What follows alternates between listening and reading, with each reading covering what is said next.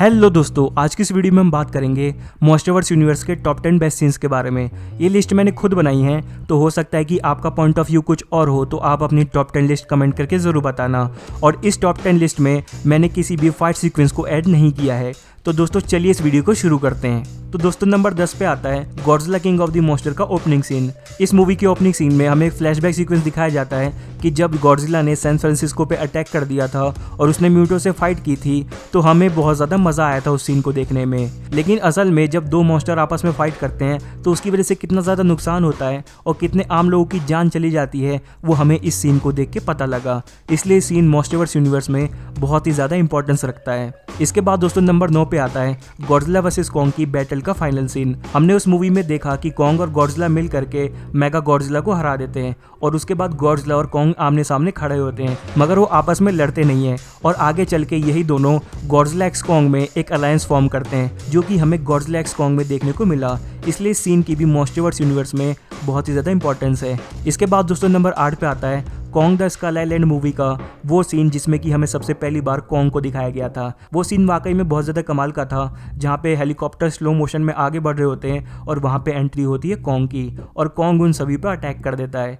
यहाँ पे पहली बार हमें कॉन्ग प्रॉपरली दिखाया गया था और ये सीन अगर आपने देखा होगा स्लो मोशन में तो बहुत ज़्यादा कमाल का लगता है। इसके बाद दोस्तों नंबर 7 पे आता है गॉडजिला का रोम वाला सीन। हम सभी ने देखा था कि गॉडजिला रोम के कोलिजियम में जाकर सो जाता है और वो ऐसा इसलिए करता है क्योंकि रोम का जो कोलिजियम है वो कहीं ना कहीं हॉलो अर्थ के उसके घर की तरह लगता है। तो इस सीन से हमें गॉडजिला की एक सॉफ्ट साइड का भी पता लगता है कि मॉन्स्टर से लड़ाई करने के अलावा गॉडजिला की अपनी एक पर्सनल लाइफ भी है जो कि वो आराम से जीना चाहता है। इसलिए ये सीन भी मॉन्स्टरवर्स यूनिवर्स में स्पेशली गॉडजिला के पर्सपेक्टिव से बहुत ही ज़्यादा इंपॉर्टेंट है।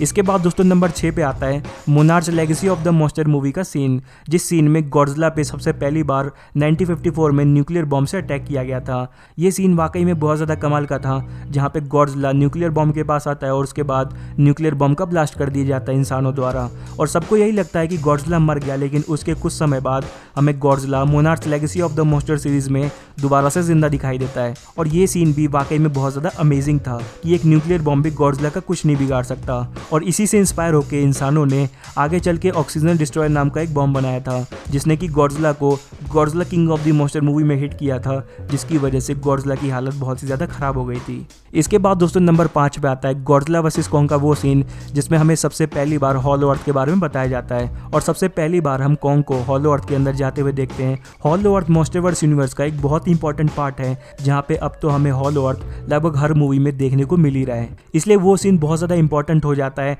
मॉन्स्टरवर्स यूनिवर्स के हिसाब से, क्योंकि उसमें हमें सबसे पहली बार बड़े पर्दे पर हॉलो अर्थ के बारे में बताया गया था।